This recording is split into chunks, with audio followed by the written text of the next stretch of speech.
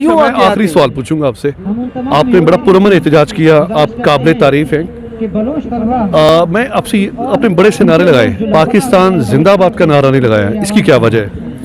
आप अगर हमें लाशें देते हैं, आप अगर हमारे घरों को मसमार कर देते हैं, हम कहें पाकिस्तान जिंदाबाद, ये तो मुमकिन नहीं है। इस तरह तो मिनॉरिटीज में अभी मैं आप बात अगर सुनूंगा हमें फटने दे आपकी। दें- मिनॉरिटीज अभी आपके सामने एहतजाज कर रही है, मिनॉरिटीज के साथ भी यहाँ पे एहतजाज होता है, उनके साथ भी ना वो कहते हैं घरों को मसमार किया जाता है, उनको कत्ल कर दिया जाता है, लेकिन हर एहतजाज में वो पाकिस्तान जिंदाबाद का नारा लाजमी लगाते हैं। आप एक बंदे को गलत कह सकते हैं, पूरे धरती को तो गलत नहीं कह सकते।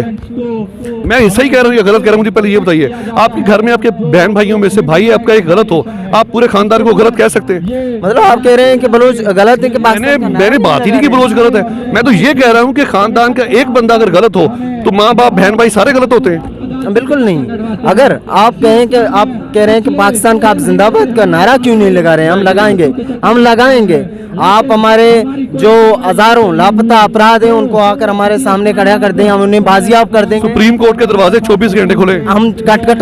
हम हर बार सुप्रीम कोर्ट के अदारे खटखटाते हैं, यहाँ एहतजाज होता है, हम लॉन्ग मार्च करते हैं अपने लोगों के लिए, लेकिन वो आज तक एक भी बंदा बाजियाब नहीं हुआ है। वो भी बाजियाब हुए, अपनी सजाएं काट कर वापस उन्हें बाजियाब कर दिया गया है।